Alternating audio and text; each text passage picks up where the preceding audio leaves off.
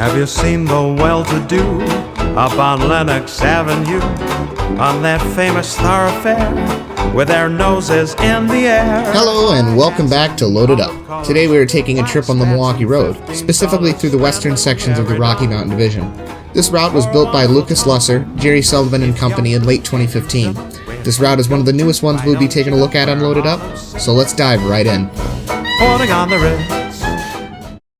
Drinking rum and Coca-Cola, go down Point Cumana, both mother and daughter, working for the Yankee dollar. Drinking rum and Coca-Cola, go down Point Cumana, both mother and daughter, working for the Yankee dollar. Rocky Mountain Division West is a freeware route available on TrainSim.com that covers the Milwaukee Road's 195-mile stretch from Deer Lodge, Montana to Avery, Idaho. It also covers the Northern Pacific's 167-mile High Line between Deer Lodge, Montana to Paradise, Idaho. Both routes are covered in immense detail. It's all very well made and you can feel the care and effort that went into its construction. Another nice thing about it is that nothing is really era-specific, meaning you could run the route as it was in the 50s, or as it is in the 70s during the demise of the Milwaukee. The only thing that would stand out would be the road traffic, which the authors conveniently included alternate traffic data so you can switch between the 40s and the 70s with ease. Both mother and daughter, working for the Yankee dollar. Drinking rum and Coca-Cola, go down Point Cumana, both mother and daughter, working for the Yankee dollar. Geographically, the route feels and looks perfect. Comparing the route with actual footage shows you just how great the geography is.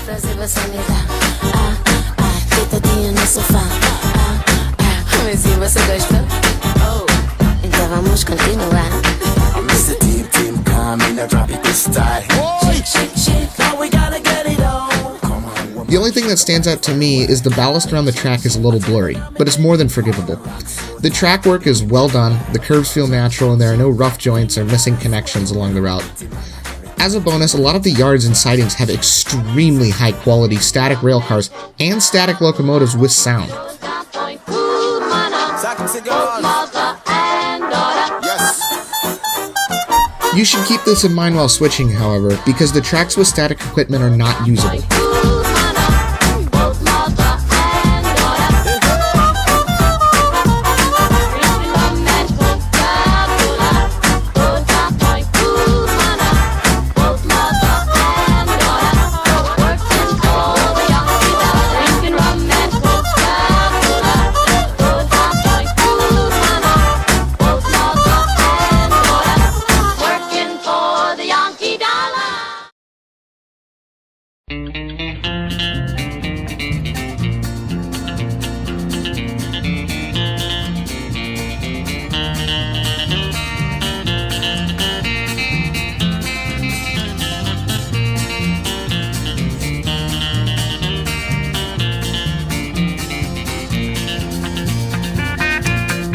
The foliage is mostly great, and there's a lot of variation.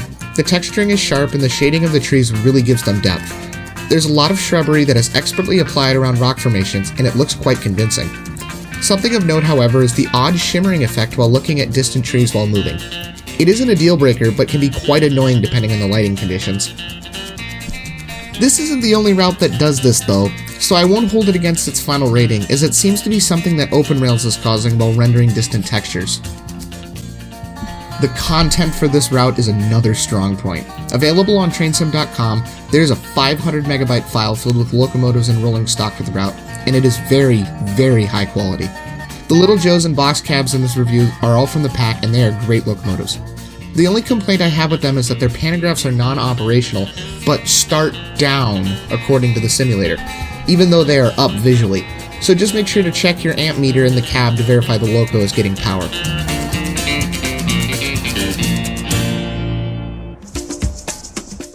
The horn sounds for the locomotives are great, and the thundering howl of the electric motors is chilling. The build quality of these locomotives is way beyond what one would expect for a freeware package. An example of this would be the Little Joe's Milwaukee Road logo, which isn't just textured on, but a 3D plate that sticks out from the side of the locomotive. This attention to detail is what makes the content and the route shine.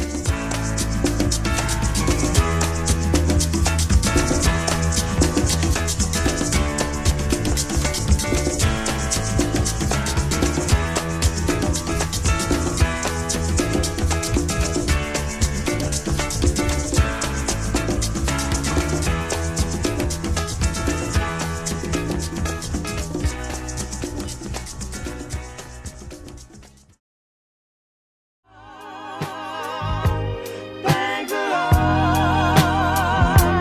Thank the Lord. Thank the Lord. Thank the Lord. Thank the Lord. The activities for this route are a mixed bag. 17 are included with the route for your enjoyment, and more are available on trainsim.com. While they are all interesting, they were all in beta when the route was released for Microsoft Train Simulator, meaning not all of them quite work as intended all the time. However, when they do run right, they are lots of fun, and they really give you a feel for what it was like to traverse these lines back in the day. You need is a little faith.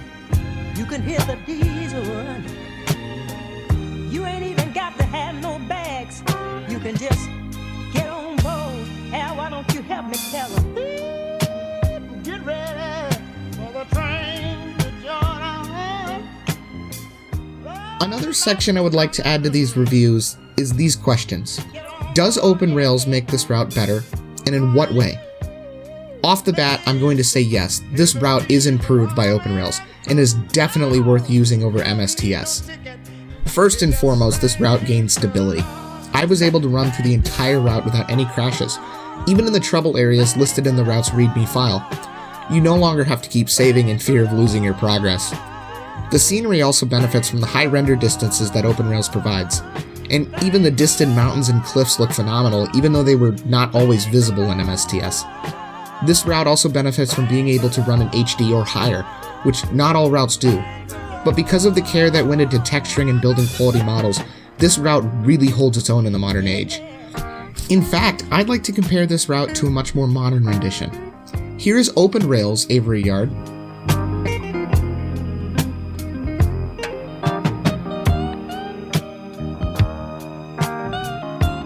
time is winding up.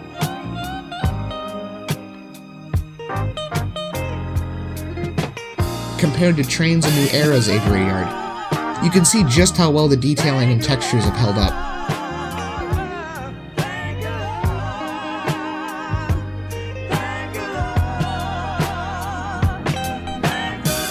So, what does this electrifying route score? Off the bat, it scores a 5 out of 5 for visual quality. For its outstanding textures, stunning geography, and custom structures and bridges. As far as playability goes, it scores a 4 out of 5. While the track work is great and its activities are engaging, their unreliability can be a headache sometimes. I, however, will leave this open for revision, if finalized versions of the included activities are released in the future. Unsurprisingly, this route scores a 5 out of 5 for its content. If any content that is free makes me question why it is free, there is nothing more I can ask of it. Finally, I would like to add one more section to the scoring process, which is an OpenRails certification badge, which routes will receive if they benefit from being run in OpenRails over MSTS in a significant way, excluding things like frame rate increases. And I'm happy to say the route receives this certification without hesitation. The jump in visual quality makes it feel like a whole new version of the route. While the Milwaukee Road and its famous climb through the mountains is no longer with us, this route is hands down the best way to relive what once was.